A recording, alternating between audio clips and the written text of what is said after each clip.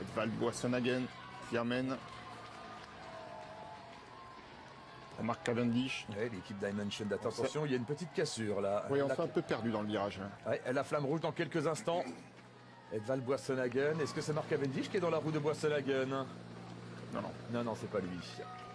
C'est Rencho, Marc Rencho. Et bien sûr, avec une chute dans le peloton qui a été pris dans cette chute. C'est tombé vers la 15, 20e position. Le maillot jaune peut-être, effectivement. La règle des 3 km sera appliquée, certes. En tout cas, la plupart des sprinteurs ont pu, semble-t-il, éviter cette Kittel chute. gagnera pas. Ouais, Marcel Kittel, regardez qui est beaucoup trop loin. Le maillot vert à 800 mètres de la ligne d'arrivée. Il y a une ouverture aujourd'hui. Il y a des places à prendre. Nasser Bouhanni dans la roue d'André Greppel.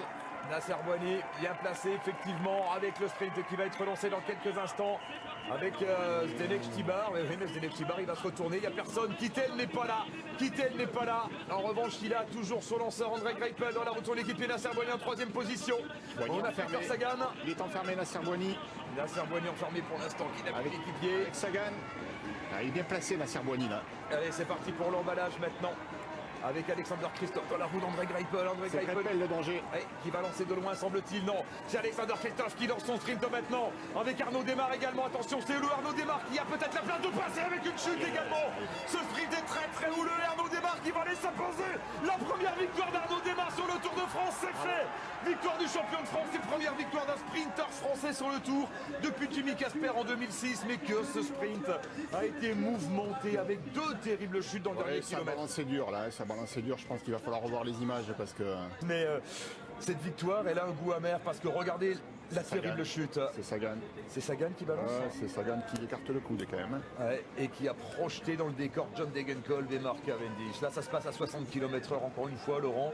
Vous avez été victime de chutes dans les sprints massifs. Ce sont des images terribles. Mais en tout cas, Arnaud Démarre, qui lui, a priori, n'a pas fait de vague, il n'y a pas de souci. Non, Arnaud, l'horizon qui s'est vraiment dégagé devant lui. Rien à lui reprocher, évidemment. Il a fait un sprint parfait. Il est passé entre les gouttes, entre les mailles du filet. Si Serge Pauwels passait en tête au sommet, ce serait lui, le nouveau meilleur grimpeur. Il a déjà accumulé 3 points aujourd'hui. Allez, avec l'accélération maintenant de Lilian Calmejane. Lilian Calmejane qui est resté dans les roues là pendant quelques instants et qui porte son accélération, Laurent, à 17 km de l'arrivée. Oui, c'est bien, c'est courageux ce qu'il fait, c'est plein de culot, plein de talent aussi. Ça me plaît, il y en a suffisamment encore pour pouvoir rallier l'arrivée. Ouais, il est épuisé, Lilian Calmejane, mais Robert Racing l'est plus encore. Hein. 40 secondes de retard désormais pour Racing par rapport à l'homme de tête. Lilian Calmejane devant le panneau. Qu'est-ce qui se passe là pour Lilian? Le besoin de se décontracter un petit peu au niveau des lombaires peut-être. Une crampe, qu'est-ce qui se passe? Aïe aïe aïe. À 5 km de l'arrivée, que se passe-t-il avec Lilian Calmejane, Cédric Vasseur? J'ai bien peur que le coureur français soit victime de crampes. Il n'est plus capable d'appuyer. Vous voyez qu'il est au ralenti. Il essaie de se remettre en danseuse. Sous la banderole arrivée 5 km, il a dû s'arrêter de pédaler. J'ai bien peur que Lilian Calmejane soit victime d'une crampe terrible. Alors j'espère tout simplement qu'il va pouvoir se refaire. Non, non, il est au ralenti. Il est au ralenti, mais Robert Racing est lui aussi à l'agonie. C'est pas possible. Que se passe-t-il? Lilian Calmejane sans doute victime de crampes dans le final de cette étape. Que faire dans ces cas-là, Laurent? On revoit cette image, voilà les crampes qui viennent tétaniser les muscles de Lilian Calmejane. Que faire? Dans ce cas-là, serrer les dents, hein, je vois pas d'autre solution, il n'y a rien d'autre à faire ici. Hein. Bon, ce qui peut le sauver, c'est son avance. Hein. Il avait 40 secondes d'avance quand même sur Racing. Ah oui, mais là, semble attention, pas... hein, parce que Racing, il va le voir là. Hein. Il est au ralenti ici, hein, il roule en souplesse. Évidemment, que faire? Ça peut être une solution, rouler en souplesse. Mais le doute s'est installé maintenant dans l'esprit de Lilian Calmejane. Il sait qu'il a ses crampes, il sait qu'il ne peut plus appuyer très fort. Est-ce que ce sera suffisant? Sur un tout petit développement, Robert Racing, est-ce qu'il est au courant, Racing, des malheurs de Lilian Calmejane? Peut-être pas. Est-ce qu'il est capable lui aussi de changer de rythme? Cédric Vasseur avec l'homme de tête. J'ai l'impression que Lilian Calmejane s'est relancé. Hein. Je voyais Dominique Arnaud lui parler à la radio. Il a probablement dû lui conseiller d'enlever des dents, c'est-à-dire pour soulager un petit peu l'effort musculaire. Et ça va un peu mieux. J'ai eu vraiment une grosse frayeur sous la banderole 5 km. Et il est reparti, Lilian Calmejane. Et quand je me retourne, je n'aperçois pas Robert Racing. C'est plutôt bon signe. Au-delà de la souffrance, là, eh bien, savourons l'exploit de Lilian Calmejane. La 2e victoire d'étape pour un coureur français sur ce Tour de France. 2 victoires d'étape Après une semaine de course seulement, il y a eu Arnaud Démare à Vittel et Lilian Calmejane à la Moura, station des Rousses. C'est gagné pour Lilian Calmejane qui peut savourer sa deuxième victoire dans un grand tour. Et qu'elle est belle. Magnifique victoire de Lilian Calmejane qui a fait preuve de courage aussi, mais aussi, Laurent, de son statique aujourd'hui. Il a été remarquable. Beaucoup de sang-froid, de maîtrise et de patience aussi pour attaquer au moment opportun. Et ensuite, beaucoup de courage pour résister, et notamment jusqu'au bout, à l'intensité de l'effort et à ces crampes qui l'ont envahi dans la dernière montée. C'est gagné pour Lilian Calmejane. Les derniers mètres maintenant pour le coureur albigeois qui complète sa magnifique collection de victoires cette année. Mais celle-là, elle a une autre saveur. Victoire sur le Tour de France à la station des Rousses pour Lilian Calmejane. C'est fait pour son premier Tour de France. Ah, ça fait les frissons, hein. Christopher Froome qui regarde de tous les côtés. D'où va venir la première attaque? Peut-être de Dan Martin, bientôt la flamme rouge. Alors Martin il grimace, hein. J'ai l'impression qu'il est au max, hein. Le danger pour Froome, c'est Arou, bien sûr, et peut-être Bardet. Romain Bardet dans la roue de Fabio Aru pour aller peut-être chercher une première victoire d'étape sur ce Tour de France. Cette victoire d'étape qui lui a échappé de peu à Chambéry. Attention. Allez Martin, attention, qui vient se replacer. Attention, démarrage de l'Irlandais à la flamme rouge peut-être. À la flamme rouge, c'est peut-être un peu loin. Nous y sommes à la flamme Il rouge. va être long ce kilomètre. Et il va être très très long et surtout qu'il y a des rampes. Cette dernière rampe jusqu'à la ligne d'arrivée au début de l'altiport avec passage à 20%. Visage impassible de Mikel Landa. Oui, on dirait qu'il se balade, Mikel Landa. On imaginait bien qu'il était occupé, hein, bien occupé même. Très concentré en tout cas. Il impose toujours un rythme très soutenu pour éviter que les adversaires directs de Christopher Froome ne passent à l'attaque. Dan Martin s'est replacé. Il vaut mieux être prêt, effectivement. On ne sait jamais. À la forme de Landa qui sort du Giro. Il y en a qui sont moins fringants que lui. Parlez-en à Nairo Quintana, à Thibaut Pinot notamment. Allez, avec l'attaque de George Bennett peut-être. Le coureur de l'équipe Lotto Jumbo qui prend ses responsabilités. À 700 mètres de l'arrivée, l'attaque de George Bennett. Il n'a rien à perdre, lui. Hein. Il a raison. On peut imaginer une victoire néo-zélandaise sur le Tour de France. Ce serait une première, je pense. Landa remet une louche. Hein. George Bennett qui attaque, mais Mikel Landa qui accélère maintenant, qui va pouvoir suivre le train. Mikel Landa qui accélère et qui sort de sa roue. Christopher Froome, on dirait. George Bennett à l'avant, 500 mètres encore. Ça grimace. Fabio Aru est dans les cordes aussi. George Bennett qui est repris, qui se retourne. Et c'est Mikel Landa, le patron de cette montée de Peyragudes. C'est lui pour placer sur orbite son leader. Mais si Froome s'impose, il pourra adresser un sacré remerciement à Mikel Landa, le coureur basque. Avec Fabio Aru. Droite. 9 pour la victoire d'étape avec Fabio Aru qui s'écarte. Et oui, Christopher Froome qui a compris l'accélération du champion d'Italie qui tente de refaire le coup de la planche de Belfi. Il est fort, Fabio Aru. Et il est fort, Fabio Aru. Il est fort, il peut y aller. On est sur les pourcentages les plus difficiles. Fabio Aru qui accélère. On rappelle que Fabio Aru a été pointé à seulement 18 secondes de Christopher Froome. Dan Martin dans la roue. Froome qui cale. Et Christopher Froome qui n'a pas de jump, qui n'a pas les jambes pour répondre à l'attaque de Fabio Aru qui vole vers une deuxième victoire d'étape. Et Romain Bardet là. Romain Bardet qui va revenir dans la roue du champion d'Italie. La dernière rampe à moins de 200 mètres de l'arrivée maintenant. Christopher Froome qui ne gagnera pas l'étape. Romain Bardet, il est passé, Romain Bardet, non pas encore, c'est toujours Fabio Aru qui est devant. Il y va, Romain Bardet. Il y va, Romain Bardet maintenant, Fabio Aru, Romain Bardet. Ça le fait. Allez, le champion d'Italie qui est en train de buter, Romain Bardet qui est passé et qui va s'imposer la victoire d'étape peut-être pour Romain Bardet. Largement. Romain Bardet qui affirme ses ambitions, qui va remporter une troisième victoire d'étape sans doute sur le Tour de France à l'altiport de Peyragudes. Romain Bardet en tête, vainqueur. Romain Bardet qui va se replacer au général et qui reste une menace pour Froome. Victoire de Romain Bardet ici à Peyragudes devant Rigoberto Urán, Fabio Aru et la 4e place. La 4e place pour Mikel Landa et Christopher Froome qui perd du temps. Regardez, il a coincé dans le final, Froome. Il a coincé, il va perdre avec... Il perd son maillot. Et il va perdre son maillot. Fabio Aru, maillot jaune.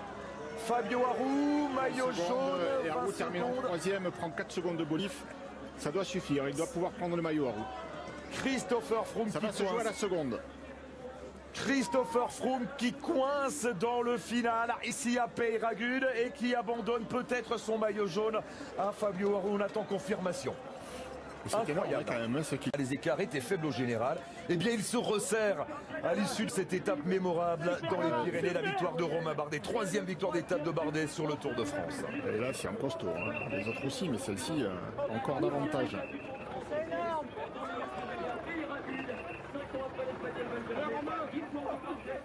On laisse respirer. Il me semble que Fabio a bien terminé 3e. Allez, la flamme rouge pour les 4 hommes de tête avec vous, Cédric Vasseur. Oui, et Mikel Landa en première position avec Alberto Contador, Quintana et Barguil idéalement placés. Barguil, pardon, en 2e position. Je réitère, je vois une victoire française aujourd'hui, c'est pas possible autrement. Merci beaucoup, Cédric. Warren Barguil en 2e position, donc pour l'instant. Derrière Mikel Landa, Nairo Quintana et Alberto Contador qui ferment la marche. On va faire un demi-tour complet, hein, Laurent, à quelques 400 mètres de l'arrivée. Même moins que ça, à 200 mètres. Lorsqu'ils seront sortis de ce virage, il ne restera que 200 mètres. Attention à ne pas se faire surprendre avant. Hein. Le coureur aurait pu tenter de lancer le sprint avant. C'est ce que va faire Contador. Alberto Contador, effectivement, qui anticipe juste avant le virage et les 200 derniers mètres. On va faire un demi-tour complet. Attention au virage. Avant l'instant, Warren Barguil a bien pris la roue de l'Espagnol. Il a lancé de très très loin Alberto Contador. Facile, Barguil. Allez, on ouvre la trajectoire ici pour ce demi-tour complet. Warren Barguil qui va déboucher avec de la vitesse. Alberto Contador à la corde. Warren Barguil à l'extérieur avec plus de vitesse que l'Espagnol peut-être. Warren Barguil en tête. Une victoire française le 14 juillet ici à Foix. Nairo Quintana qui tente de revenir, qui ne va pas y parvenir.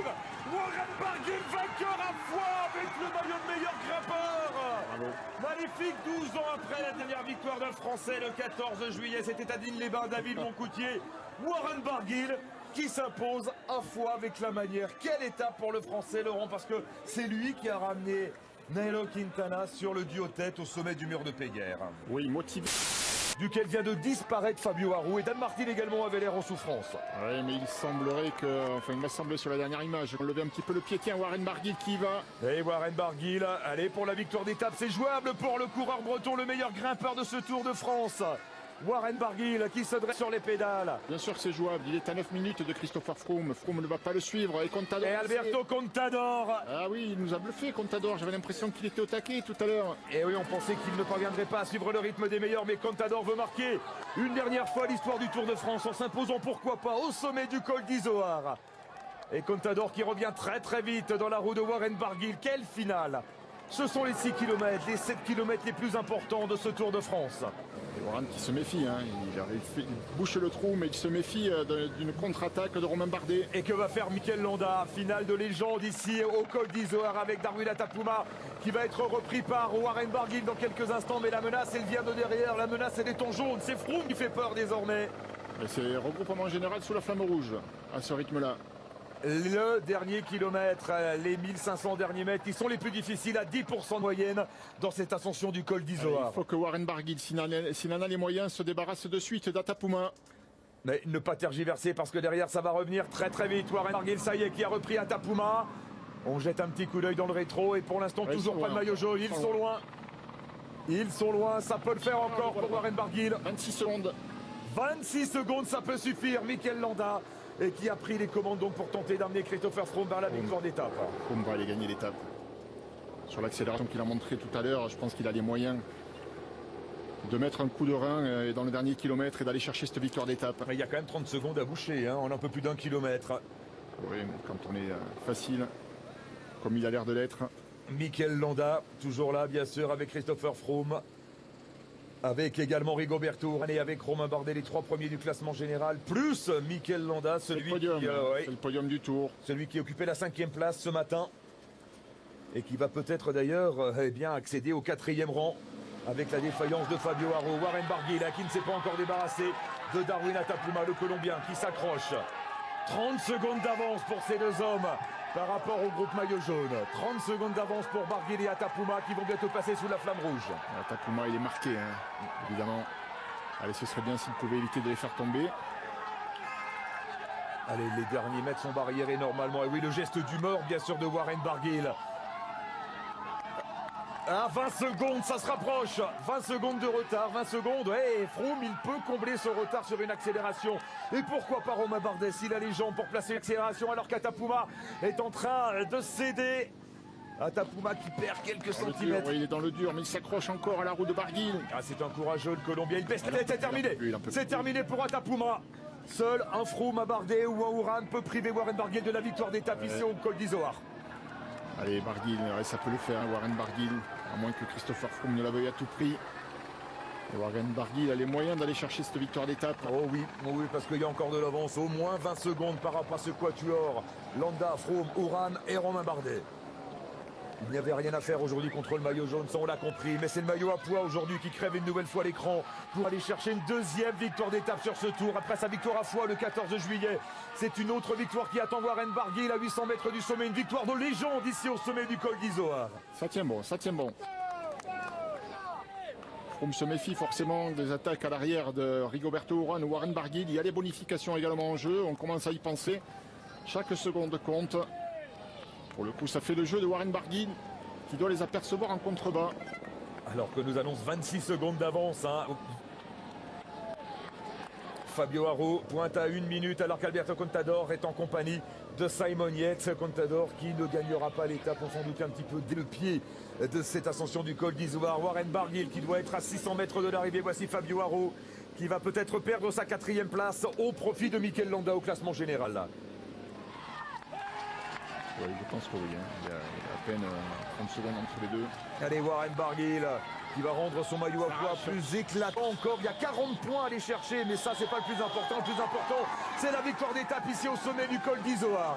Allez, c'est bien ce qu'il fait, là, hein. Bravo, parce que ça faisait longtemps qu'on n'avait pas vu un maillot blanc à Croix-Rouge français gagner une étape au sommet. Oh que oui. Depuis Richard Virenque, je pense. Et d'ailleurs, il y a du Virenque chez Barguil. Hein. Un peu la même façon de courir, le même panache, c'est vrai. Alors qu'Alberto Contador laisse filer Simon Yates. On va revenir sur la tête de la course parce que Warren Barguil est dans les 500 derniers mètres. Et ils sont durs ces 500 derniers mètres. Allez, on retrouve une dernière fois Cédric. Est-ce que c'est gagné, Cédric, pour Warren Barguil? Oui, c'est gagné, ouais. Une nouvelle attaque de Bardet. Avec l'attaque de Romain Bardet maintenant pour tenter de grappiller quelques secondes par rapport à Christopher Froome. Nous sommes dans le dernier kilomètre d'ascension. Romain Bardet qui attaque. Est-ce qu'il est en train de décramponner Christopher Froome qui ne veut rien céder bien sûr, tout comme Rigoberto Uran. Il y a des bonifications également à prendre. Alors les 10 secondes seront pour Warren Barguil. Parce que Warren Barguil, on l'a compris, va remporter cette étape de légende ici au sommet du col d'Izoard. Il n'en croit pas ses yeux. Warren Barguil, vainqueur au sommet du col d'Izoard. Deuxième victoire d'étape pour Warren Barguil. C'est fort, ils sont là déjà, attention, hein, ils vont arriver. Ils vont arriver très très vite, victoire de Warren Barguil, c'est bien le meilleur grimpeur de ce Tour de France. Atapouma qui va chercher à préserver sa 2e place alors que Romain Bardet se bat pour aller chercher la 2e place du général. Et Christopher Froome a l'air un petit peu à fond, hein. Il va faire la bonif, Bardet, il faut passer devant Atapouma là. Allez, Darwin Atapouma qui va prendre la 2e place, il y a 6 secondes à prendre. Atapouma 2e de l'étape, 6 secondes, 4 secondes pour Romain Bardet qui passe 2e du général devant Rigoberto Uran alors que Christopher Froome n'a rien cédé à Romain Bardet. Non mais il perd 4 secondes. Il perd